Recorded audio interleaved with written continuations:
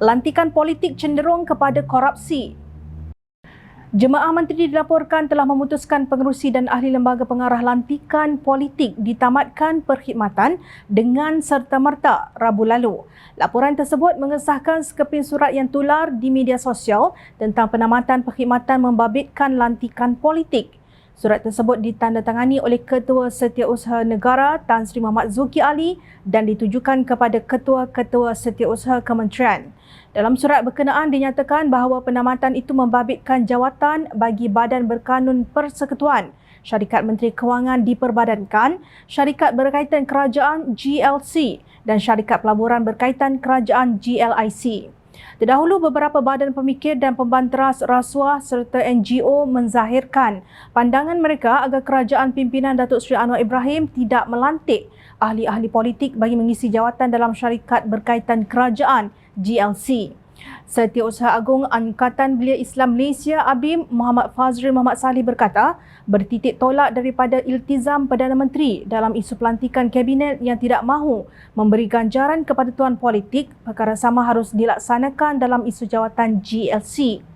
Menurutnya, kerajaan perlu berpegang kepada perkara asas bahawa setiap lantikan mesti berdasarkan kepada prinsip kredibiliti, berkebolehan, berkompetensi, keterampilan yang unggul, cekap dan kesesuaian di posisi-posisi terbabit. Kegusaran rakyat adalah apabila para politikus mengharapkan habuan jawatan untuk memberikan sokongan. Apakah Perdana Menteri akan berdepan dengan penarikan sokongan selepas ini apabila kelompok-kelompok tertentu tidak dilantik dalam kabinet atau GLC atau agensi?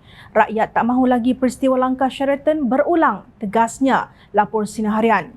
Tindakan menamatkan segera semua lantikan politik itu dilihat selari dengan reformasi pentadbiran yang selama ini diuar-uarkan oleh Pakatan Harapan. Ini termasuk amalan memberi ganjaran kepada ahli parlimen dengan jawatan di syarikat atau agensi milik kerajaan sebagai pertukaran sokongan mereka. Begitu juga amalan melantik duta khas dan lantikan politik ke jawatan di universiti seperti ahli senat juga wajar dihapuskan. Jom Channel mengalu-alukan langkah untuk membuat pelantikan hanya berdasarkan merit sahaja. Maknanya hanya individu yang memiliki kewibawaan dan profesional dilantik untuk menerajui sebarang jawatan sama ada di Badan Berkanun Persekutuan, termasuk institusi pengajian tinggi, Syarikat Menteri Kewangan diperbadankan, Syarikat Berkaitan Kerajaan GLC dan Syarikat Pelaburan Berkaitan Kerajaan GLIC.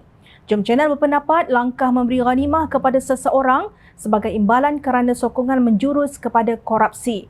Ini kerana pemberian jawatan itu disifatkan sebagai menggantikan yang berhak dengan orang yang tidak berhak.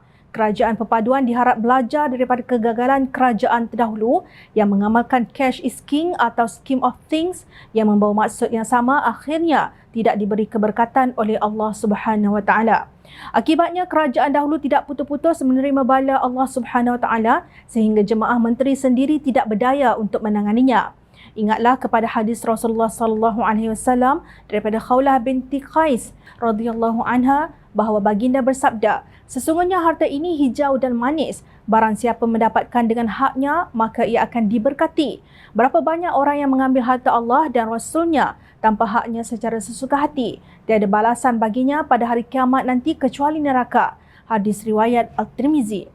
Bergantung kepada Suruhanjaya Pencegahan Rasuah Malaysia SPRM untuk mengutip rasuah setelah berlakunya korupsi tidak akan menjadikan negara ini efisien jika tidak didahului dengan tindakan pencegahan terlebih dahulu. Langkah pertama ialah dengan melantik orang yang berhak untuk jawatan yang individu itu mampu melaksanakan dengan penuh hikmah, jujur, telus, berhemah dan berani.